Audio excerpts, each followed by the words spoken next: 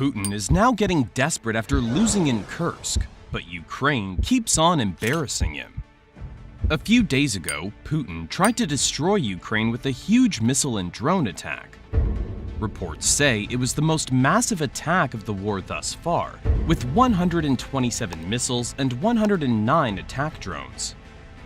15 of the 24 regions of the Ukraine were targeted. The cost of all this was in the range of 1.2 to 1.5 billion according to Forbes Ukraine.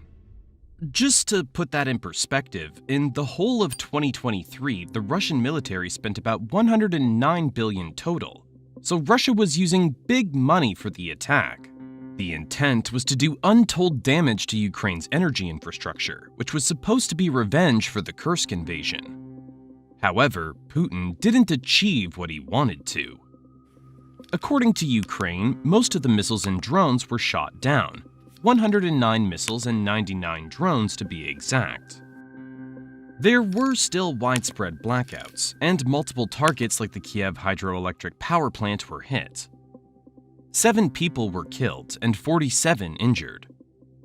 That's a war crime, by the way, and it's an attack on civilian infrastructure killing innocent people.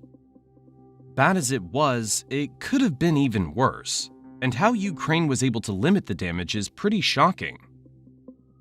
Zelensky has confirmed that Ukraine used F-16s to repel the attack, which is a game changer in the war. It's the first time we've seen them in action in the conflict, and they've already proven their worth. With the air defenses the fighter jets now provide, Russia might not be able to hurt Ukraine beyond the front lines. And when Russia loses this ability, well, its war of attrition becomes a lot harder. Also, it'll change the game of air superiority completely. For now, Ukraine's air forces played a relatively small role in the conflict, but that is bound to change. So let's take a look at the F-16 and how they're helping Ukraine in this phase of the war. But before we dive into this video, please be sure to hit the like button down below to support the channel. Without you guys helping us out with the algorithm, we wouldn't be able to fight the dislikes from Russian bots, and these videos will just disappear into the abyss of the algorithm. First of all, we should discuss how the F-16s got there. 2.5 years ago, sending fighter jets to Ukraine was a non-starter. There were fears that sending weapons that were too powerful to the Ukraine would only escalate the conflict and start an unimaginable war between NATO and Russia. Throughout the conflict, this sentiment changed though. Slowly but surely, NATO's support went from protective gear and manpads to tanks, HIMARS, and eventually fighter jets. The support packages began to include more advanced and more offensive weapons. One of the reasons for this is that the fighting slowed down in terms of sheer territory changing hands. NATO could gradually send more disrupting technology without shaking the hornet's nest too much. Also, the rollout of these weapons was out of pure necessity for Ukraine. Russia has a numerical advantage and is trying to win this war with a strategy of attrition. This means that Ukraine can only win with an edge in quality and efficiency. Zelensky had to bring this point home in several state visits to Washington and several European partners. Time and time again, his allies agreed to send more weapons. The F-16 was the culmination of all his efforts. Zelensky's been asking for them since the start of 2023. As you can see on these photos, he was already very fond of the aircraft. After waiting more than a year, the first F-16s finally arrived at a secret Ukrainian airfield recently on the 4th of August. Several European countries have promised fighter jets, namely the Netherlands, Denmark, Norway, and Belgium. The number of pledged F-16s currently stands at 65, but this is growing over time. There are also lots of long-term promises of deliveries over the coming years. It's mostly old equipment that is planned to be replaced anyway, which is a reason why these relatively small nations are sending them. If they would send brand new fighter jet models, it would be a more costly and unaffordable donation for them. There's one obvious question though. Why hasn't the US sent any? America is the country with the most F-16s by far, as it's the host country of its manufacturer and the biggest military spender. The US Air Force alone has about 800 to 900 operational F-16s, with more than 1,000 retired fighter jets. Combined with other aircraft, it forms the most feared air force in the world. But US President Joe Biden has ruled out sending F-16s to Ukraine for now. Perhaps this is due to fears of escalating the conflict, which we discussed earlier. You can already label the conflict as a proxy war between Moscow versus Washington and its allies. There are always levels to proxy wars, though, and involving the Air Force is a huge step ahead. But what doesn't make sense is that Joe Biden approved other countries sending their fighter jets. In fact, the European countries couldn't have sent American-made equipment elsewhere without his authorization. This brings us to another theory. Perhaps Washington is testing the waters a little bit and sending a small force before rolling out the bigger fleet. Experts are calling on the US to bring out its decommissioned aircraft from the boneyard, including hundreds of F-16s. This takes time, but it would be a logical move. And if we know one thing about this war, it's that NATO support just keeps on going further and further. Now that we understand how the jets got there in the first place, we can go over why Ukraine needs them. Before, Ukraine's Air Force lacked two crucial elements, namely air-to-air defenses and air-to-ground capabilities. The country had some fighter jets, but they were extremely outdated models from Soviet times. Tons of them were destroyed in the early days, over 90 aircraft according to Russian sources. This was probably an exaggeration, but a few months into the war, Ukraine only had 56 operational fighter jets left. Now, we all remember the mythical Ghost of Kiev pilot, who reportedly shot down several Russian jets. However, this was likely a made-up story, to cover up the fact that the Air Force was doing pretty bad. Ukraine had lost air superiority, which would haunt them during the rest of the war. For example, the 2023 counteroffensive failed, partly because of a lack of air support. The only positive aspect was that the Russians also didn't maintain air superiority. Western surface-to-air missile systems made Ukraine a dangerous place for the Russian Air Force. Ukraine claims it has downed nearly 700 Russian planes and helicopters in the conflict thus far. The Ukrainian air capabilities partly got replenished in 2023, as Poland and Slovakia sent some of their MiG-29 aircraft to the country. This was helpful, but the jets are still very outdated as they were made in Soviet times. The problem with these models is that they're very susceptible to modern missiles, like Russia's long-range guiding missiles, including the R-37M. The plane's own radar system can't see them, so it has to stay far away from Russian positions. There's also a similar problem with cruise missiles, because MiG-29 pilots can't trace them and shoot them down. This means that fighter jets can't be properly used as air defenses. Also, the Ukrainian pilots had low chances in fights against Russian Su-35s, which is the upper-tier fourth-generation class. The Russian fighter jets simply have longer ranges of sight with better radars, which means they can shoot the enemy before they're detected. Also, they have newer electronic warfare capabilities, which can interfere with the MiG-29 systems. So, for the Ukrainian Air Force, attack missions near enemy territory were incredibly dangerous. They had to fly as low as possible, sometimes skimming just above the treetops. For the pilots, getting noticed by the enemy or making one small mistake is fatal. A colonel in the Air Force said that our pilots fly on a knife's edge.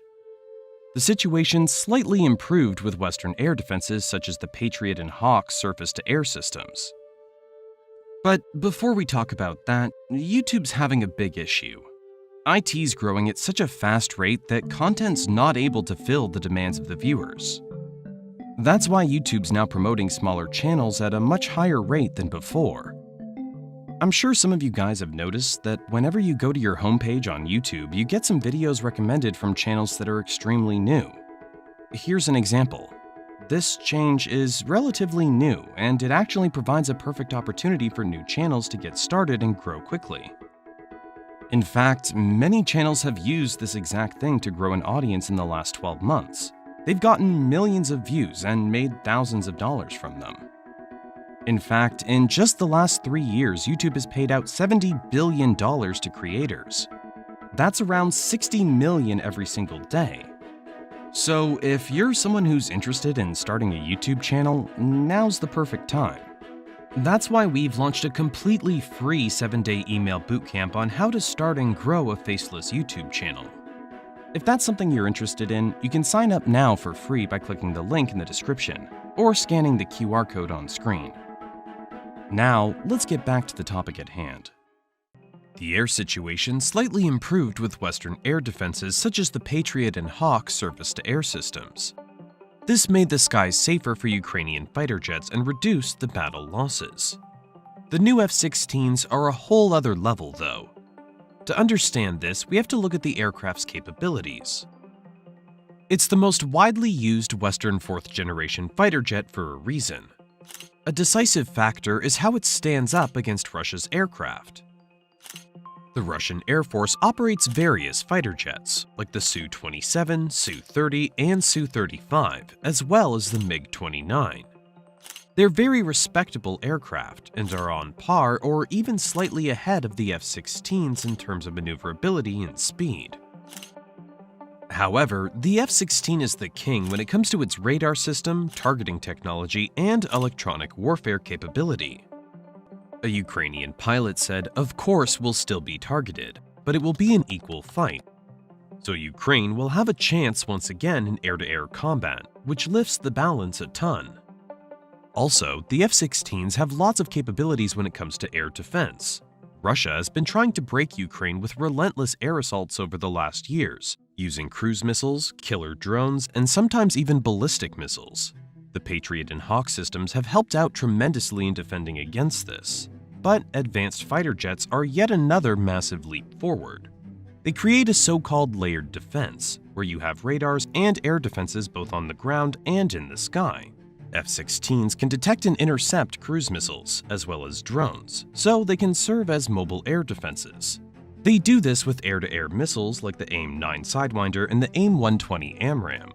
For the latter, the US is preparing 500 to be delivered over the next 16 months. Additionally, F-16s can use their onboard M61 Vulcan 20mm rotary cannon to eliminate threats.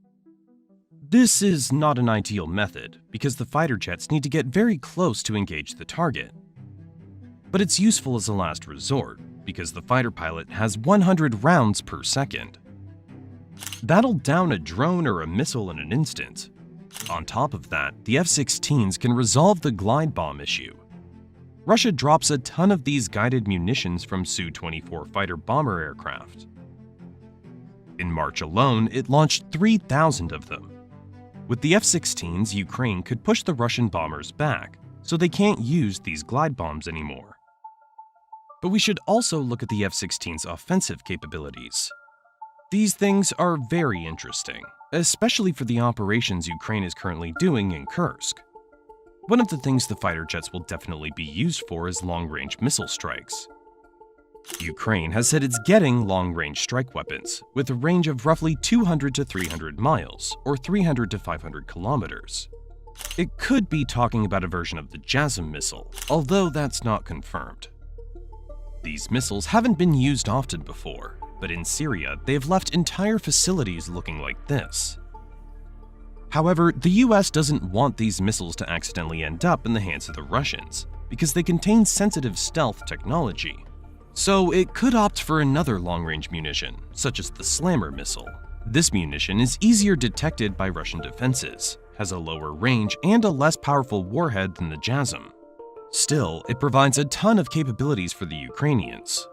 With long-range strikes, it can disrupt enemy logistics and hit deep military bases. It's worth mentioning that Ukraine is allowed to use the F-16s for strikes inside Russia, according to the Dutch Air Force General. On the front lines, F-16s could start to play a role. For now, the conflict has been dominated by trench warfare, with a central role for artillery. Also, cannons and armored vehicles have played a huge part in the fighting. If you throw advanced Western aircraft in the mix, this could change a ton. F-16s can demolish trenches with their 500 to 2,000-pound bombs. Likewise, Ukrainian F-16s can destroy heavy armor on the Russian side with cluster bombs and Maverick missiles. We only have to look at Operation Desert Storm in Iraq to see how effective air campaigns can be against ground forces.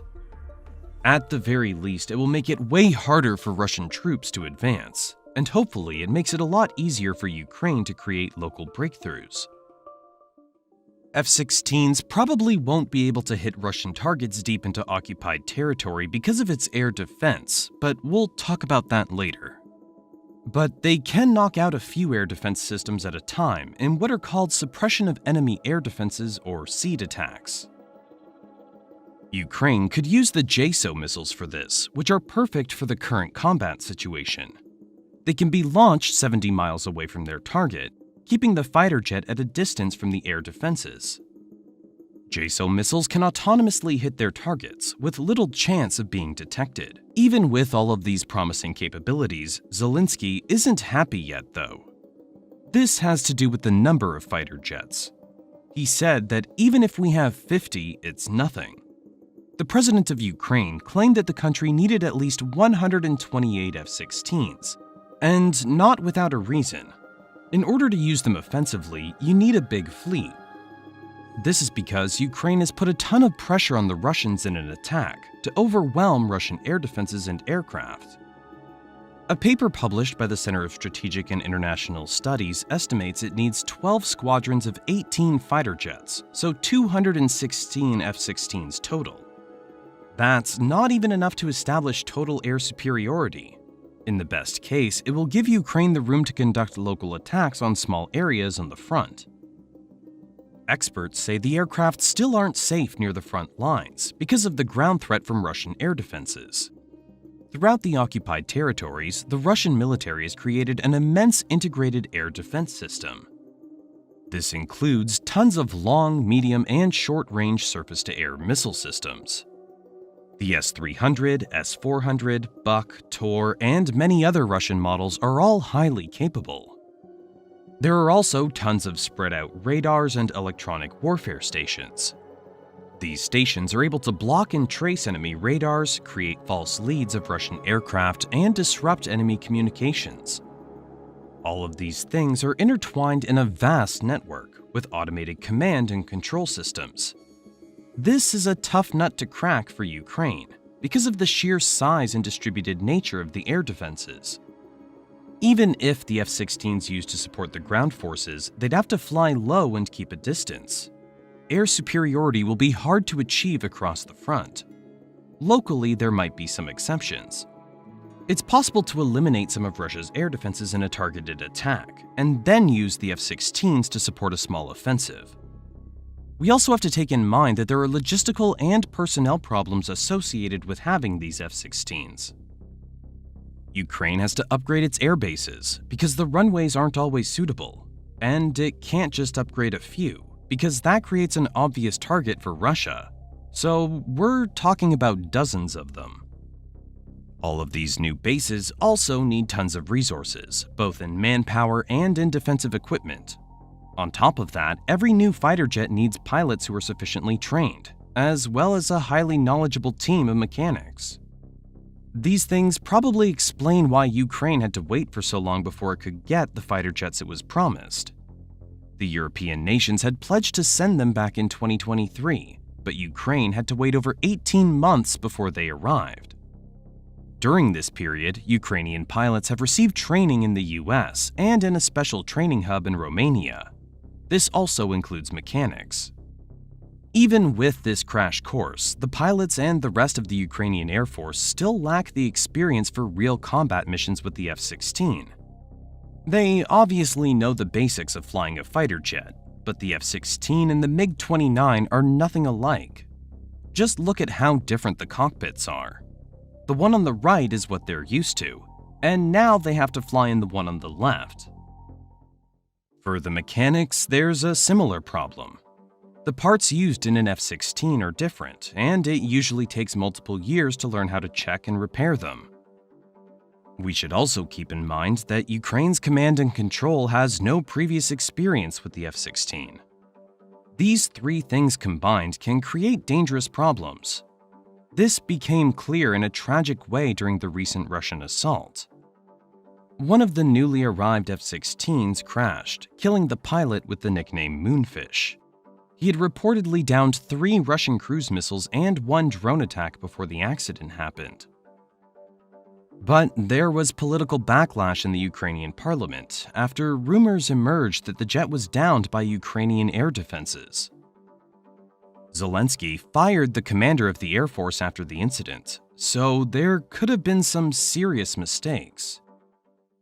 If one thing, this failure makes it clear that Ukraine doesn't have enough experience with the fighter jet for now, especially not for combat missions. It could take months, if not years, to get this fixed. With all this in mind, we shouldn't expect that the F-16s will single-handedly lead Ukraine to a victory. A similar mistake was made before, when Kiev received dozens of Western tanks. Ultimately, it proved insufficient to make any real gains. With all of these disclaimers out of the way, there are obviously also some major upsides for Ukraine. This becomes clear when we look at it from a long-term perspective. Perhaps the biggest advantage is that Ukraine's Air Force can now be integrated with the West's defense industry. Back when it operated Soviet-era planes, it was very tough for Ukraine to use Western NATO standard munitions. The English Storm Shadow and the French Scalp EG missiles needed a custom frame before they could be launched from Ukraine's Su-24 Fencer. For certain aircraft munitions, designing this takes years or is simply impossible. Now that Ukraine has Western-made fighter jets, though, it can finally also take full advantage of Western weapons. NATO has lots of stockpiles of munitions tailored to the F-16, and the factories to produce these missiles are still running. In a long war, this is vital, because Ukrainian counterattacks are often limited by the amount of munitions it has. Kiev and its allies have realized how effective aerial campaigns can be. We only have to look at the Russian Black Sea Fleet as an example, as it's been absolutely humiliated by Ukrainian missiles. The more of these operations the Ukrainian Air Force can do, the better. In the end, logistics and industrial capacity are what wins you wars. On the logistics side, the F-16 can be easily repaired and maintained by Ukraine's allies. It's one of the fighter jets with the most spare parts in production, with factories in the US as well as in Europe. This means that NATO can keep Ukraine's fighter jets operational at all times. The alliance can also use Ukraine as a battleground to test their F-16s and their air-launched missiles. The West can learn a ton about the fighter jet's combat effectiveness in a real war. Arguably, the US and its allies have never fought a war as tough as the current one since the Cold War. The danger of this is that these militaries don't know how effective their weapons truly are and what needs to be improved. And if there are any new technologies related to the F-16, now's the perfect time to try them out. There's already an AI-controlled F-16, which is a story that perhaps didn't get enough media attention. The US Air Force Secretary actually flew on this autonomous fighter jet once, which shows that the technology is already very advanced. Whether they're going to use this in Ukraine is pure speculation. But if they want to test this technology in battle, now's the perfect time to do it. In dangerous bombing missions on Russian targets, it's better to not have a human on board for safety reasons. Also, it will be the natural development after drones. After all, autonomous fighter jets can be seen as drones with extra combat capabilities. We should also mention that other fighter jets might be sent to the front as a spillover effect. If the F-16 turns out to be useful, it's only logical to think about other aircraft that might help. This includes fighter jets like the Eurofighter Typhoon that Britain and Germany use, among others. Ukraine's defense minister has urged them to send some of these jets to the front. Recently, France announced plans to send an unspecified number of its homemade Mirage 2005 fighter jets to Ukraine. It plans to train 4,500 Ukrainian personnel for this purpose, so we're talking about quite a few aircrafts here. They will probably be rebought from countries like Qatar, the UAE, and Greece, who bought them from France years earlier. It's a bit of a headache to operate this entirely different system alongside American and Soviet models. But given the situation Ukraine is in now, every help is welcome. Its allies should also start thinking about other kinds of aircraft, for bombing purposes or for reconnaissance. However, we probably won't see any fifth-generation fighter jets in Ukraine soon, like the F-22 or the F-35. The technology on these fighter jets is so sensitive that it's a big risk to use them in these kinds of conflicts. If any of them crashes and ends up in Russian hands, it's disastrous. With all of this said, we also look at Russia's reaction. The Kremlin press secretary Dmitry Peskov vowed that Western-made F-16s flying over Ukraine would be shot down. He also downplayed how important they are, saying that these deliveries will not have any significant impact on the development of events on the front. It's more of a coping strategy, since they were saying very different things a year ago. Russia warned the West of enormous risks if it gave F-16s to Ukraine. We now know that these threats were empty, but it just shows how scared the Kremlin was. Unfortunately for Putin, his Air Force probably won't be able to shoot all the F-16s down. As we discussed before, his fighter jets just don't have the qualitative edge anymore. Also, it's very clear that these fighter jets form a serious threat for the Russian military. However, the hardest pill to swallow for the Russian president could be this. The West is now sending some of its most iconic weapons to the front. More than anything, it's a sign that NATO will not back down in Ukraine. The war is already way more difficult than Putin expected, and it will only become harder from here. If you want to keep updated on the situation in Ukraine, as well as many other tense situations around the world, please consider subscribing to the channel. It's a cost-free way to support us. Here's a clip of Ukrainian soldiers in a Humvee surviving an anti-tank mine.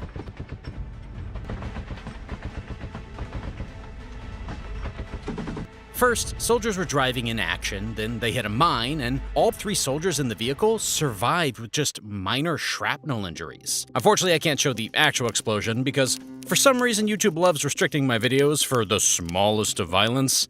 But I'll leave a link below if you want to watch the full video. But the important part is that the Humvee, it did its job. Soldiers survived the explosion, all because of this innovation at the undercarriage of the vehicle. The undercarriage was designed with a wide V designed to redirect the blast up and into a different angle, thus protecting the soldiers inside. This was of great use for US troops in the Middle East, and now it's extremely helpful to Ukrainian armed forces. But there's just one problem though. This vehicle was built specifically to help the American army in Iraq and the Middle East in general. This was not necessarily designed for Ukraine and its terrain, and for the kind of warfare that Russia is carrying out right now. Nonetheless, for Ukrainian soldiers, it's better to have these than to not have anything at all. Until now. The Ukrainian company Inguar just revealed its brand new Inguar 3 multi-role armored vehicle.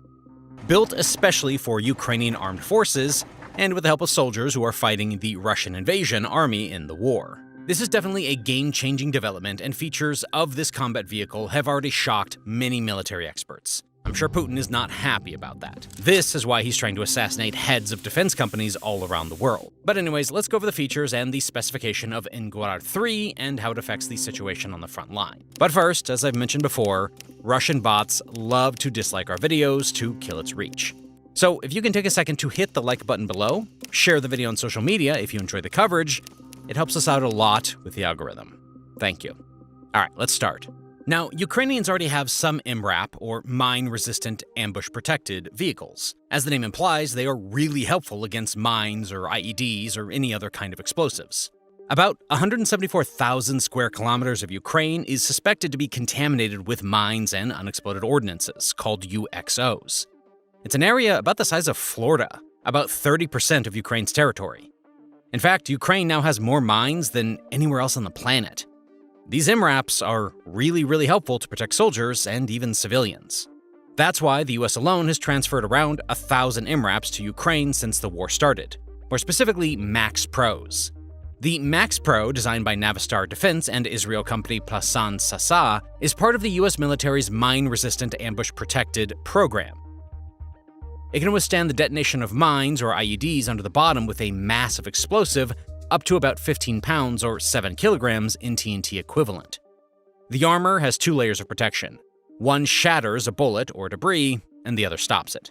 Much like the new Ukrainian Ingor 3, it has a V-shaped hole that deflects blasts from landmines and improvised explosive devices, ensuring the safety of its occupants.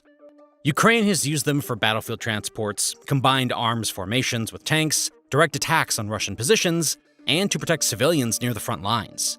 If you're anything like me, I'm sure you'll enjoy the countless YouTube videos of these vehicles driving in action where they just absorb the direct Russian blasts and just keep on moving forward. In fact, in June of last year, a Ukrainian soldier told The Times that 2 of his unit's Max Pros were hit by shelling and mortar fire in Kherson, but that everyone inside survived.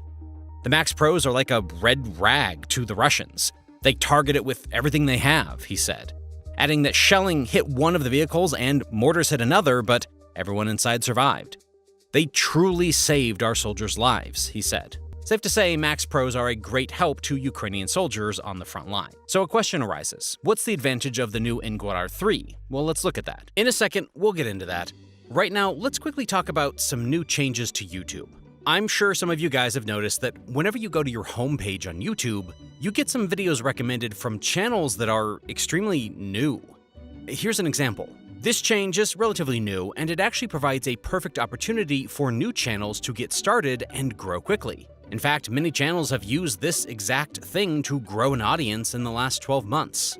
They have gotten millions of views and made thousands of dollars from them. In fact, there are millions of faceless YouTube channels making content and earning ad revenue. In just the last 3 years, YouTube has paid out $70 billion to creators. That's around $60 million every single day. So if you're someone who's interested in starting a YouTube channel, right now is the perfect time. That's why we've launched a completely free 7-day email crash course on how to start and grow a faceless YouTube channel. If that's something you're interested in, you can sign up now for free by clicking the link in the description or scanning the QR code on the screen. All right, now let's get back to the topic at hand. The biggest advantage that the company has emphasized heavily in the release is the fact that during the development of the Ingor 3, they were taking into account the real combat experience gained by the soldiers of the armed forces of Ukraine in battles against the Russian invasion army. It's equipped with a Duets power plant with a torque of 1,500 Newton meters and a power of 356 horsepower, and the transmission is the automatic Allison. One big advantage might be the ground clearance. It has a 450mm ground clearance compared to Max Pro's 350mm. It also has an independent suspension with planetary gear reducers, and inter-axle differential locks ensure exceptional all-terrain maneuverability, and a centralized automatic tire inflation system for enhanced mobility. It also has a run-flat system, giving it operational capability even in the event of tire damage from bullet punctures or debris.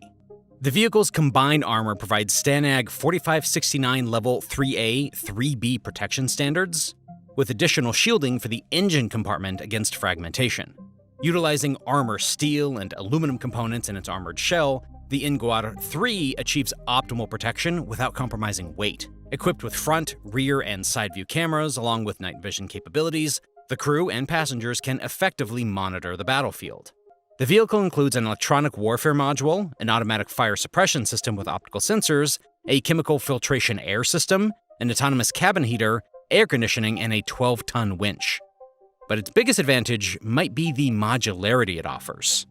This vehicle represents a new generation of modular tactical armored vehicles, with separate front and rear armor pods that can be adapted to any task, says the Ingor company about its product. This allows you to quickly configure an armored vehicle for specific needs, whether it's a 4x4 or 6x6 platform for air defense systems, anti-tank systems, EW systems, optical reconnaissance, command and staff, or medical evacuation vehicles. The list of tasks it can be suited to is wide, from personnel or cargo carrier to a mobile brimstone launcher or chassis for barreled artillery systems.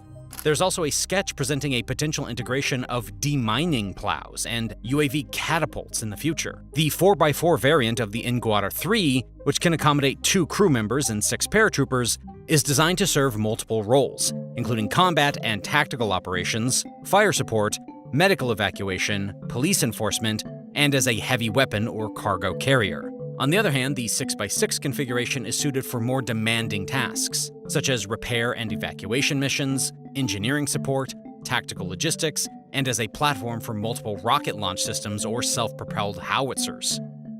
This is a great step for the Ukrainian arms industry, as this vehicle, once battle-tested, can also become a great export for the country. Once the war ends, they will have a very mighty military-industrial complex that is way over capacity. They will become an absurdly huge exporter. Ukraine just tried invading Russia. Again. Special military operation. This time in the Belgorod region southeast of Kursk. After the way Russian soldiers just surrendered in Kursk, can you blame Ukrainians for trying more? The war in Ukraine is moving into a very different phase now. Both sides are upping the stakes. The latest is a new Ukrainian attack into Russia in the Belgorod region. But there have also been sizable Russian advances in Ukraine's east, with the potential to shake up the entire front in the Donbass. As you'll see, the cascade effect that was started with the Kursk invasion might be bigger than you think. Both sides are doubling down on their own offensives, at the cost of their defenses. Although this might seem surprising, it might be a sign that the war is coming to an end, as we'll go over later in the video. Zelensky is about to put forward a peace proposal, and he might try to use the Russian territories as a bargaining tool. So let's dive into the latest developments on the front, and what this can mean for the future of the conflict. But before we start, I'd like to ask you for something first. If you guys drop a like down below, it helps us out a ton with the algorithm. This way, we can keep making videos like this. With that out of the way, let's get into the video. It's already been about a month since the Kursk attack began. Ukraine has been able to capture 500 square miles or 1,300 square kilometers of territory inside Russia.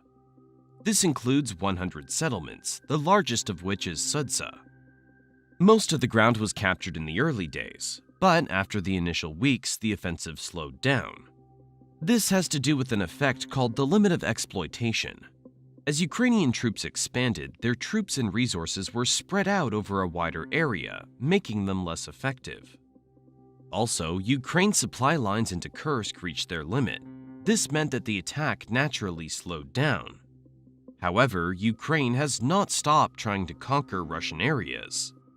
Recently, it's been intensifying its assaults on the Russian region neighboring Kursk, namely Belgorod. The Ukrainian government has said little about these attacks, similar to what it did in the first days of the Kursk invasion. Out of strategic and PR reasons, Zelensky didn't mention the incursion into Kursk until it was already halfway. Similarly, most of our information on the Belgorod nowadays comes from Russian and Ukrainian Telegram channels, as well as the Russian government. The regional governor of Belgorod said on August 27th that Ukrainian forces are attempting to break through the border. Russian Telegram channels are saying similar stuff, although they're not the most trustworthy source. The MASH Telegram channel said that 2 border crossings were attacked, one with 200 troops and another with 300 forces. Other channels have given different details but have acknowledged that an attack is unfolding. One claimed that the forces at the one border crossing were about the same in terms of personnel and numbers as in the first minutes of the Kursk incursion.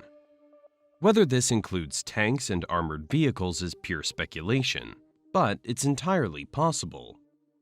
At the same time, there have been reports of a huge shelling campaign by the Ukrainians in Belgorod, which forced schools to shut down.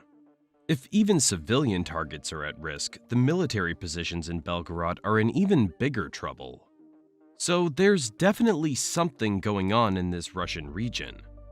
The Belgorod governor quickly said that the situation was under control, but we still have to take that with a grain of salt. The politicians in Kursk said the same on the first days of August, and that turned out to be false. There are no credible reports yet that the Ukrainians have broken through the lines in Belgorod, but it's very clear that it has a special interest in the area. If it's true that they're sending hundreds of troops to the border crossings, this will likely not be the last thing we hear about the Belgorod situation. Rather, it's a sign that Ukraine is starting a second operation inside Russian territory.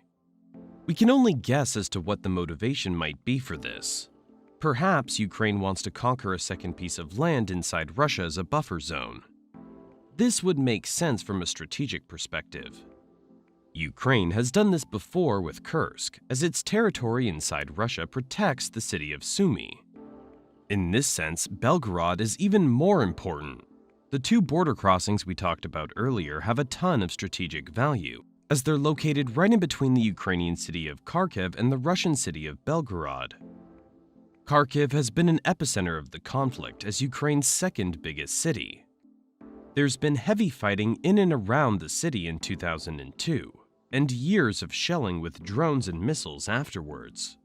Just a few days ago, Russia attacked Kharkiv, wounding 55 and killing 6, including 1 child. Unfortunately, this is a regular occurrence in the city.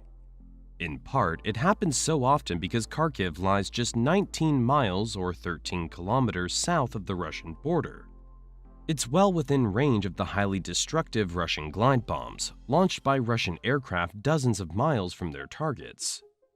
What made the problem even worse is that Russia captured parts of the Kharkiv region back in May of this year, bringing them even closer to the city. The territories it holds are right at the border crossings where fighting recently broke out. Russia has lost its momentum near Kursk in August, though.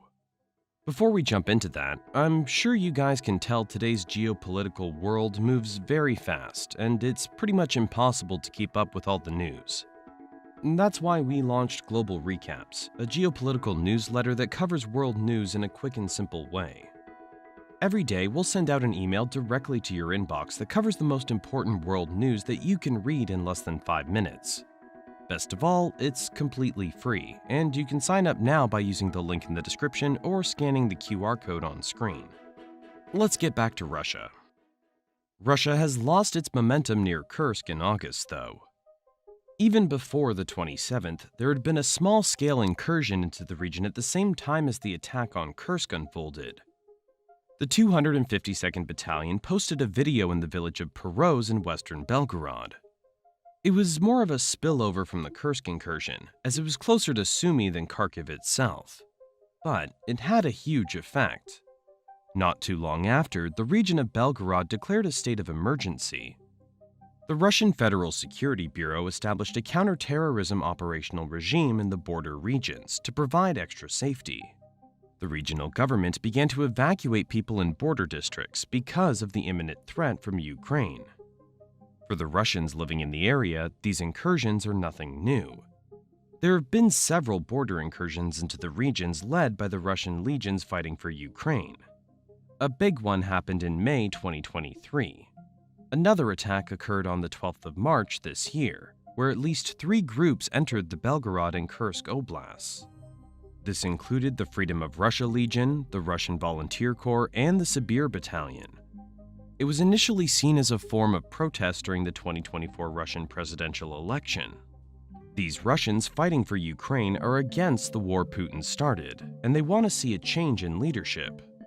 Officially, Ukraine didn't support them, but that was probably a facade. We now know that Ukraine launched a similar offensive in August, but this time with a larger force and with actual Ukrainian soldiers.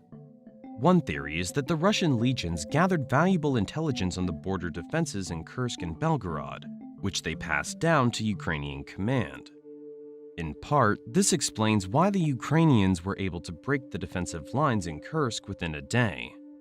And it could explain why it's attacking Belgorod now, although only time will tell how effective this campaign will be. Some military experts claim that the initial incursion was part of a much larger operation, and that the Belgorod attack is an extension of the one in Kursk.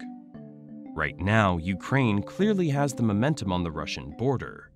Russia is still scrambling to put up defenses, as most of the Russians fighting in Kursk are conscripts, according to military analysts. By the way, this is a huge blow to Putin's reputation, as he promised that the conscripts would not be used for direct fighting on the front.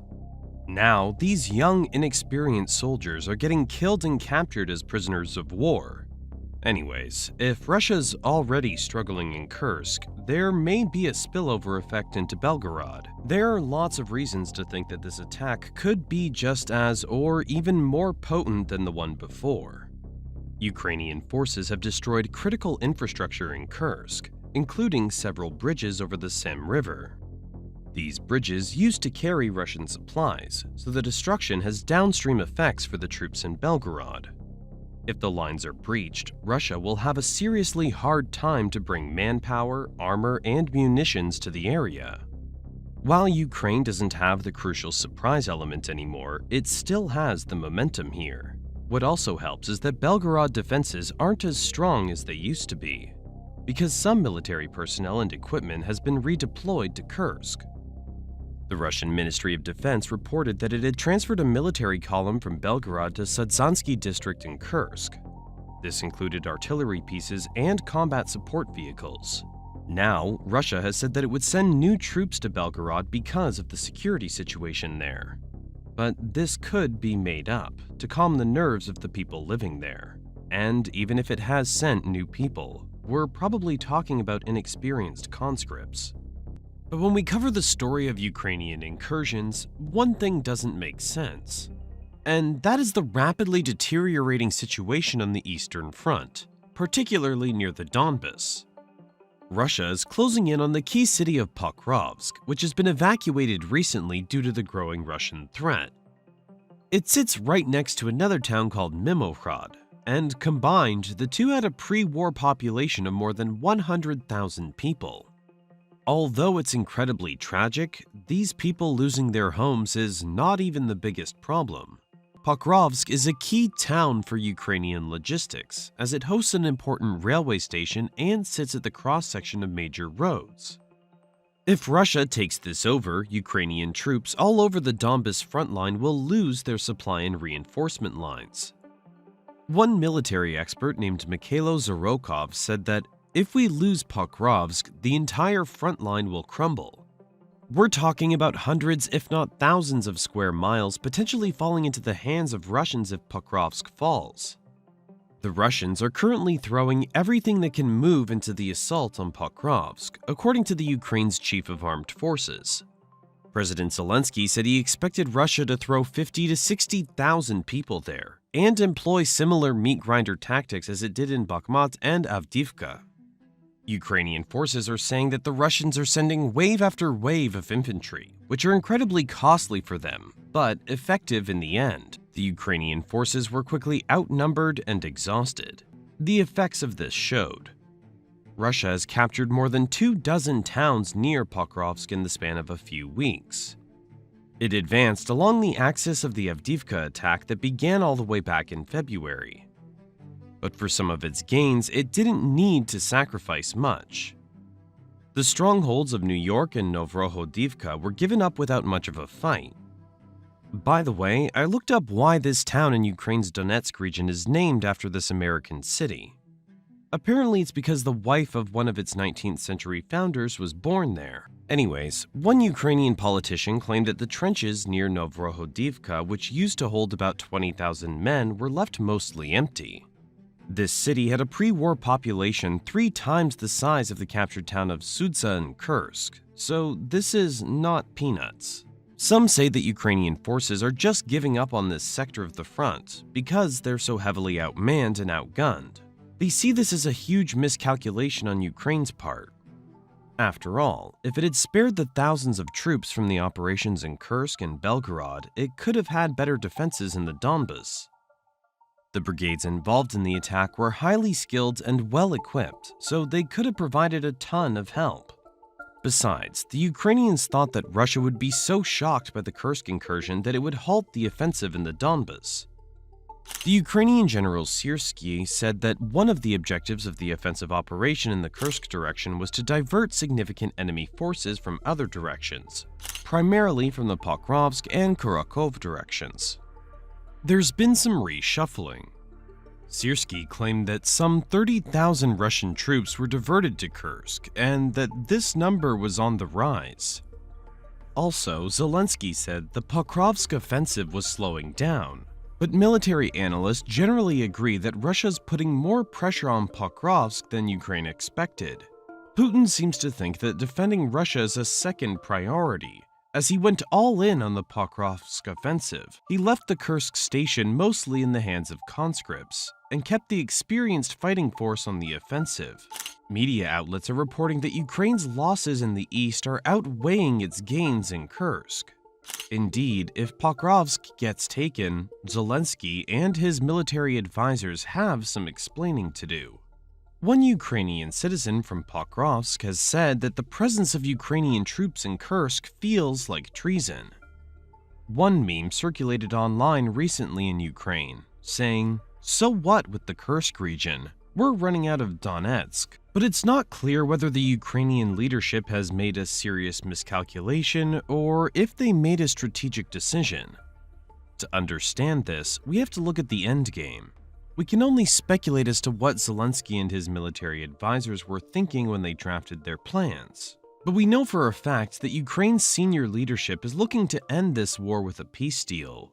Zelensky himself has said that the Kursk incursion is one of the stages to end the war. Back in June, there was a summit on peace in Ukraine in Switzerland, attended by 90 countries, leaving out only Russia. There, Zelensky was openly discussing a groundwork for a just and lasting settlement with Russia.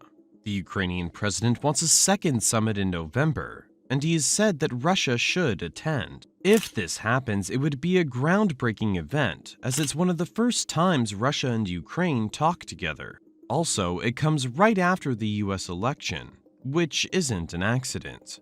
Donald Trump has said he wants to end the war as soon as possible, and there's a chance he becomes the US president. As the main backer of Ukraine, Washington has a big say in deciding when and how the conflict stops. The best scenario for Ukraine is that the war stops within the coming months, and that it can trade some Russian-held territories in Ukraine for parts of Kursk and perhaps Belgorod. This is not a theory anymore. The president of Ukraine stated that the Kursk offensive was related to the peace summit of November. He wants to use these territories as a bargaining tool. He probably won't get all of eastern Ukraine back in negotiations, but maybe Zelensky will take the deal. In any peace negotiations, both parties would have to meet in the middle.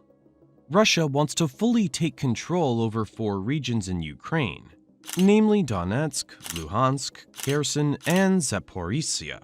The question is whether Putin still has these terms. There's a ton of pressure on Putin to end the disaster in Kursk, and to a lesser extent in Belgorod. But if the Donbas front collapses, Putin might not be in for a peace agreement. Maybe he thinks that he can get better results if he doubles down on his offensive. Stephen Su was a Chinese national who operated a small aviation company in Canada. Despite being a small company, Stephen worked tirelessly to establish connections with American and Canadian firms, which gave him an extensive network of business contacts.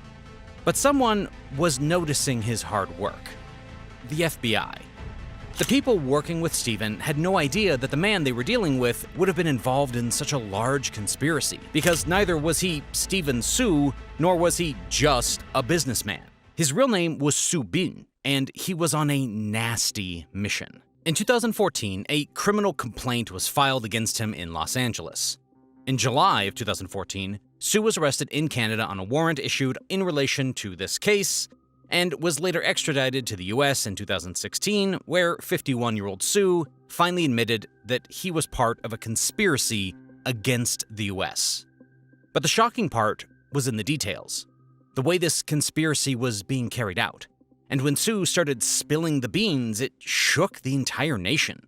As an entrepreneur, the reason he was working so hard to establish connections within Canada and American firms was not because he wanted to expand his business, but rather to assist the people he was working for, the ones operating behind the scenes. The connections Su was making weren't with random firms, but with top defense contractors in the US and Canada, who produce some of the most sophisticated weapon systems on the planet. He even drew the attention of the business community through an article in the Wall Street Journal on his business model, products, and contacts within the industry.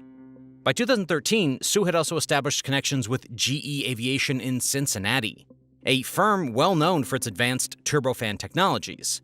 And just remember that name for now. I'll soon explain why it's important.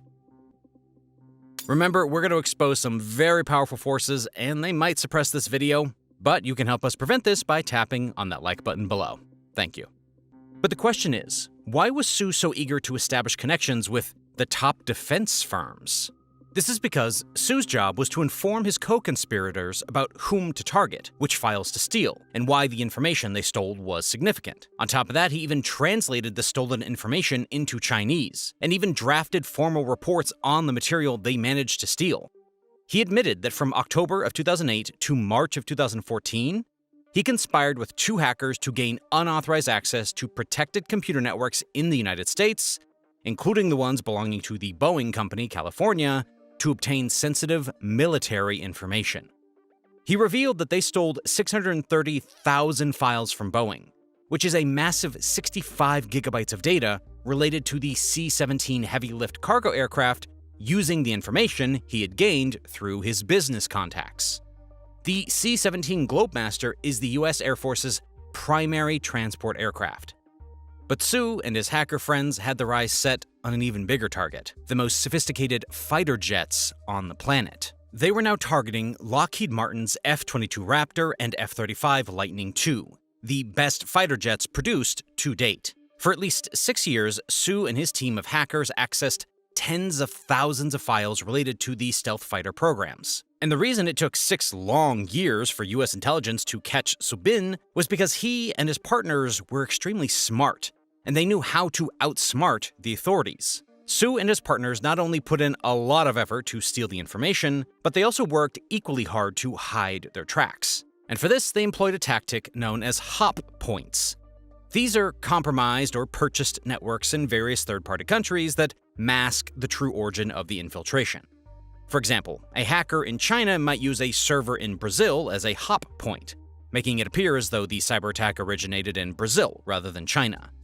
This tactic helped them hide their true location and hence evade detection.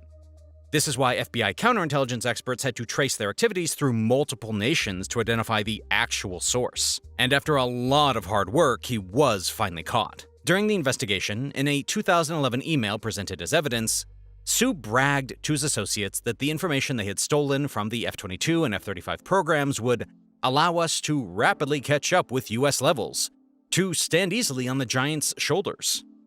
But what exactly was he referring to? And who was the mastermind behind this conspiracy?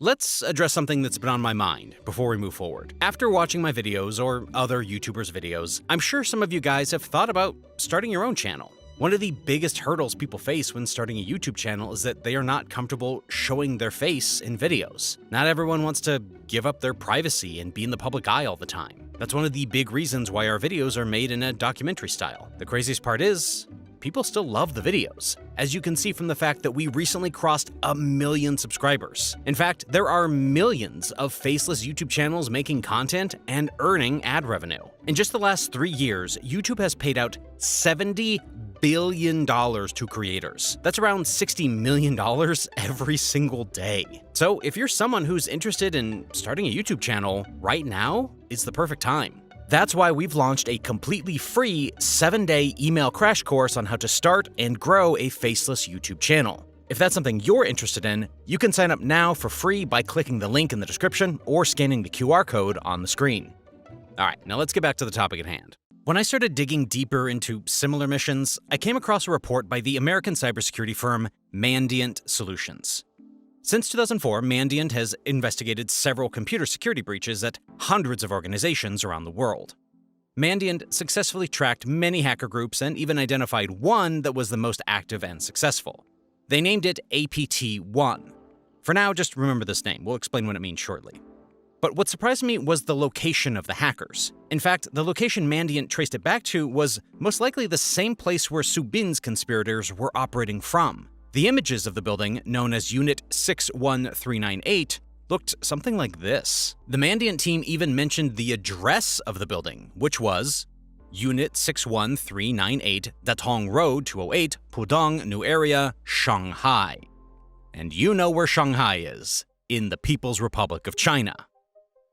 But the details they uncovered and who they were working for left them shocked. Because they weren't just random hackers doing it for money. They were operating in a highly organized manner. In fact, based on the size of Unit 61398's physical infrastructure, Mandiant estimated that the unit is staffed by hundreds and perhaps thousands of people. So, just to give you some context, the building you just saw is estimated to have offices for about 2,000 people. The scary part is this is only one of the unit's several buildings, and some of them are even larger.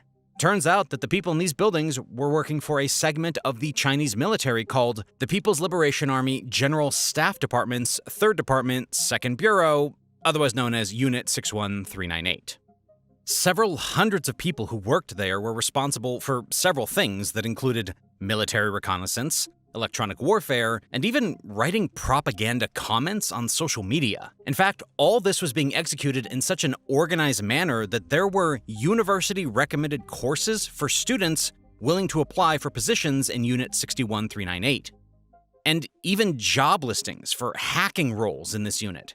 The former employees even included the hacking achievements in their CVs, and one hacker even published a scientific paper on his hacking techniques.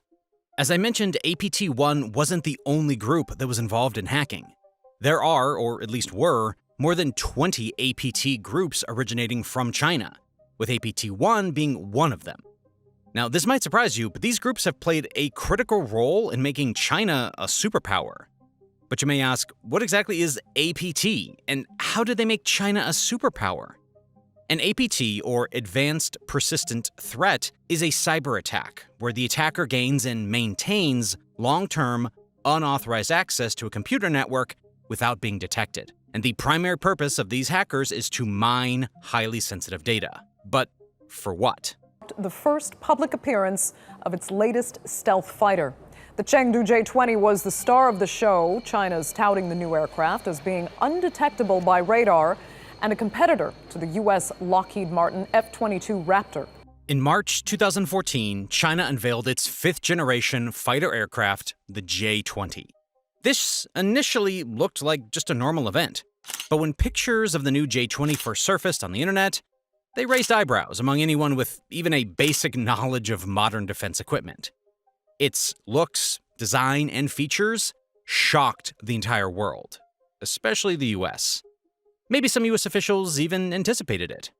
And if you haven't heard of the J-20, here's what it looks like. And this is what the world's most advanced fighters, the F-22 and the F-35, look like. Can you spot the difference between them? I don't think there are that many differences. They both look exactly the same.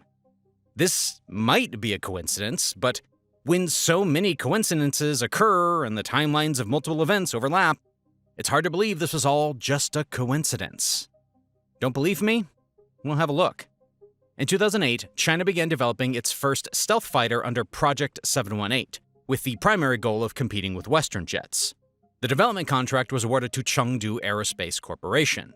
But surprisingly, 2008 was the same year in which Su began working with the 2 hackers employed by the Chinese People's Liberation Army. Later, in 2009, 6 current and former government officials even confirmed that the Joint Strike Fighter program that produced the F-35 had been accessed multiple times by unknown hackers. They managed to secure several terabytes of information regarding the aircraft's design and systems. In fact, Pentagon officials mentioned that the hackers were so expert that they used a method that encrypted the data as they were stealing it, which made it very difficult to evaluate what exactly had been stolen. And this was just the beginning. After this espionage attack, things started taking a weird turn in 2011, when the J-20 fighter design that was under development since 2008 suddenly adopted several significant and stealthy changes. By the way, if you remember, this was the same year when Su sent that email to his Chinese contacts, mentioning that the information they stole from the F-22 and F-35 programs would allow them to rapidly catch up with the US levels and stand easily on the giant's shoulders. A year later, a fighter jet similar to that of the F-35, which China named the Shenyang J-31, took its first flight in 2012. By 2013, Su had also established connections with GE Aviation, the same company we mentioned in the beginning and I asked you to remember. Because this was the same company who was competing against Pratt & Whitney to provide its advanced engines to the F-22 and F-35 fighter jets. Although both the F-22 and F-35 are powered by Pratt & Whitney's, it's worth noting that GE's proposal for the F-22 Raptor engine was actually a more advanced and capable design than Pratt & Whitney's. It's just that Pratt & Whitney's YF-119 engine was chosen because of its simplicity and its more mature and proven technology. Finally, 2014, as we saw China's new and improved J-20 design finally emerged. This was the same year when Su Bin was caught, and he pretty much succeeded in his job. China might claim that the similarities between the J-20, Shenyang J-31, and the US F-22 and F-35 jets are just coincidences, but now you know the story behind these so-called coincidences. But something was missing. Even after so many coincidences and allegations leveled at China, the US military denied everything for a very long period of time. Until January of 2015, because this was when documents leaked by Edward Snowden became the first public confirmation that the F-35 was stolen by the Chinese. And they stole the world's most advanced fighter jet, the US-made F-35 and F-22, not by a daring maverick or by an undercover agent, but by sending a few emails to Lockheed Martin employees pretending to be their co-worker. According to sources, this data breach already took place in 2007. Another document leaked by WikiLeaks exposed details about Byzantine Hades, the name US investigators gave the attackers they traced back to China. To be more specific, traced back to a unit of the Chinese People's Liberation Army. The same report mentions about 30,000 hacking incidents, which includes 500 major breaches in Department of Defense systems, compromise of more than 600,000 user accounts, over 300,000 user ID passwords, and even records of 33,000 US Air Force officers were compromised. The total data extracted from all these hacking incidences was nearly 50 terabytes. The overall damage was estimated to be more than $100 million. Later in 2016, we saw even more public confirmations, one of which was Su Bin admitting involvement in a conspiracy. But even after so many conspiracies, the CCP could never replicate these jets or even other technologies exactly as they are. And this is because of a very simple reason. Before you understand this reason, you must know what made these technologies vulnerable to hackers. If you consider the case of the F-22 and the F-35, these aircraft weren't built or developed entirely by Lockheed Martin alone. Both of these fighters are the result of collaboration among many contractors and subcontractors, with design details shared across different companies to ensure smooth manufacturing. So it was easy to target just one of the contractors and get access to the design. However, most of the confidential systems developed for the aircraft are kept isolated from broader network access to prevent security breaches. So accessing them is almost impossible. This is why, even though their jets look very similar to US ones, they have a lot of differences in their performance parameters. And on the majority of the parameters, the original technology turns out to be far superior to the copied Chinese weapons. Anyway, this allowed the Chinese military to reverse engineer various aircraft components, which would otherwise have cost millions of dollars to develop from scratch. This approach saved not only money, but also a significant amount of time in research and development. In fact, it's not just the US that's on China's radar. China steals technology from any country that could benefit it. And I mean any country, including its closest allies. If you've seen our previous video on how China cunningly replicates weapon technology, then you know exactly what I'm talking about. But didn't I say that China became a superpower using this method? You might be wondering how stealing just military technology could have made China a superpower. While it's a crucial part of becoming a superpower, it's not the only factor, right? What you're thinking is completely right. But did I say that China was only targeting defense secrets? Absolutely not. Because whatever I mentioned about the Chinese hacking was just the tip of the iceberg. The dark secrets I discovered apart from the defense hacking is worrisome for literally every one of us. In fact, a former senior official at McAfee said the scariest line. He said, "I divide the entire set of Fortune Global 2000 firms into two categories. Those that know they've been compromised and those that don't know it yet." You will understand the depth of this line as we move forward. I mentioned earlier that everything these hackers do is in an extremely organized way. Everything is planned, communicated, and executed properly. And I mean so systematically that even the government is involved in this. In fact, there is a way you can predict what companies and sectors could be their next targets. This is by reading their 5-year plan. These plans are a series of social and economic development initiatives issued by the CCP. In fact, according to Mandiant, the industries APT-1 targeted match the industries that China has identified as strategic to their growth, including 4 of the 7 strategic emerging industries that China identified in its 12th 5-year plan.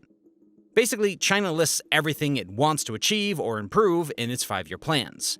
One such thing that China wanted to achieve was mentioned in their 13th 5-year plan. This plan included everything China wanted to achieve from 2016 to 2020, including the development of necessary infrastructure, factories, and systems in China to mass-produce their own large and regional passenger planes. This is because China saw a huge opportunity in the large commercial plane market.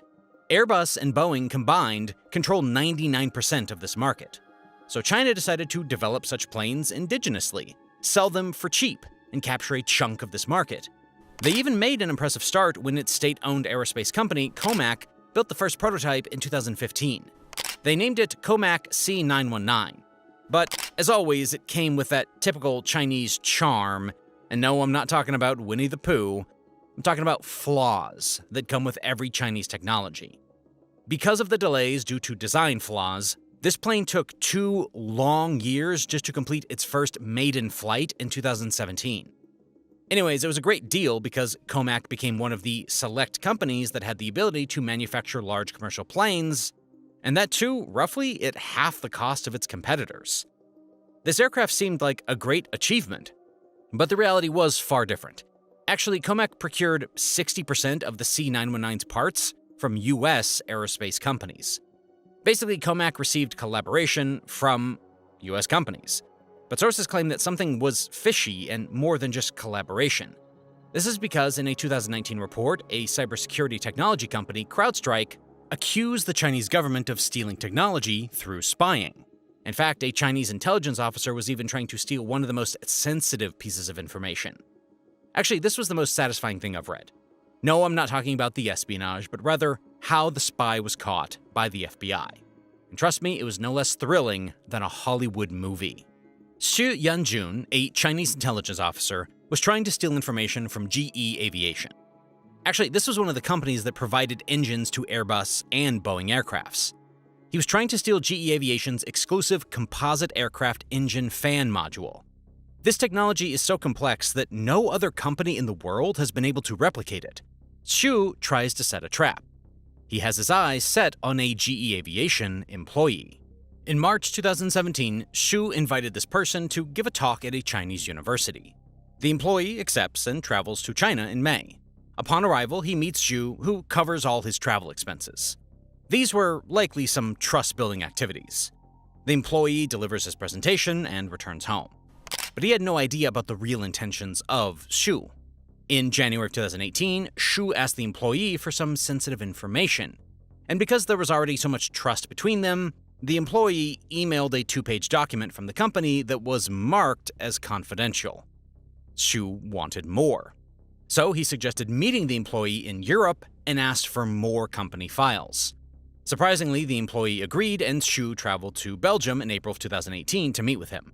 He also brought some cash for their meeting. But to his surprise, he was arrested by authorities when he arrived. He had no idea how he got exposed. In reality, Xu had no clue that the FBI had taken control of the situation long before he could even suspect it.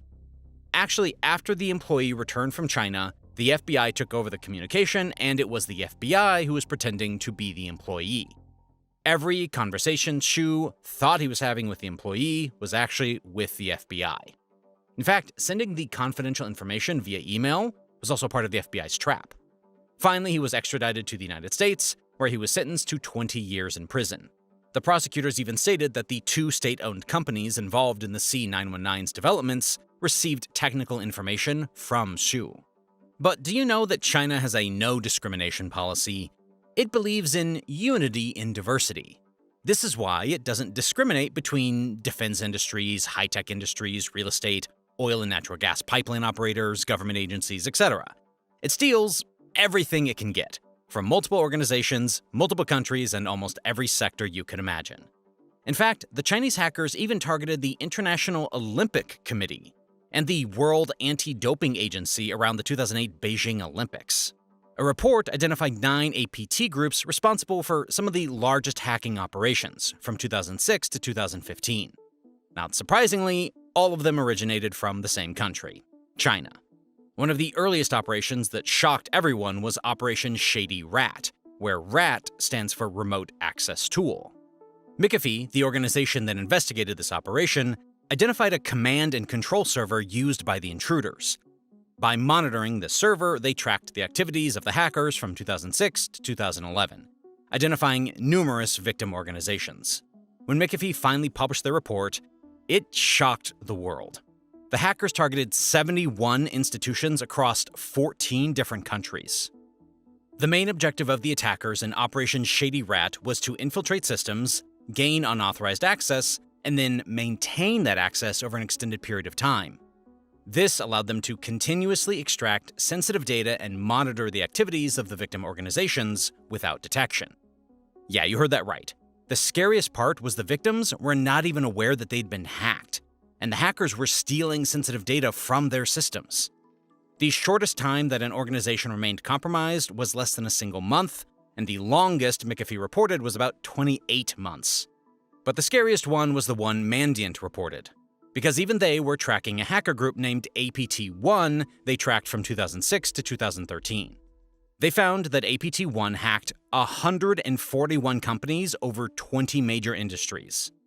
The most shocking part is that APT-1 managed to maintain access to one of the victims' networks for a whopping 1,764 days, or about 4 years and 10 months. I mean, can you imagine? Your computer has been hacked, and for the past 5 years, hackers have been extracting all your sensitive data without you even knowing it. Seems pretty scary, right? Once they gain access, the hackers periodically revisit the victim's network over several months or years, stealing a wide range of intellectual property, including technology blueprints, proprietary manufacturing processes, test results, business plans, pricing documents, partnership agreements, and emails and contact lists from the organization's leadership. Mandiant reported that APT-1 stole hundreds of terabytes of data from 2006 to 2013. The Mandiant report believes that the stolen information was used to benefit the PRC and Chinese state-owned enterprises. For example, in 2008, APT-1 breached the network of a company in the wholesale industry. Over the next 2.5 years, APT-1 stole an unknown number of files from the victim and repeatedly accessed the email accounts of several executives, including the CEO and general counsel. Surprisingly, during the same period, major news organizations reported that China successfully negotiated a double-digit price reduction per unit with the victim organization for one of its major commodities. While this might be purely coincidental, the timing suggests that the stolen data likely played a significant role in that negotiation. Operations like Shady Rat and similar ones proved extremely beneficial for China. They helped China acquire important trade secrets, which contributed to its rise as a major global power. But what exactly did the hackers do to break the systems? The hackers used a very simple method to hack into systems, something even you might have experienced. The hackers pose as a coworker and send an email with a malicious link or attachment to the person they are targeting. If the attachment is opened, it installs malicious software into the system. The hackers then take control of the infected computer and steal the important data they were targeting. In the earlier years, the Chinese hackers didn't worry about being tracked and didn't take much effort to hide their origin. As a result, it was easier to trace them back to their origin. But as the years passed, the hackers became more careful and made more efforts to make sure that they weren't traced back easily. Even the motive of the attacks changed with time. Initially, the hackers aimed to target as many victims as possible and steal as much information as they could.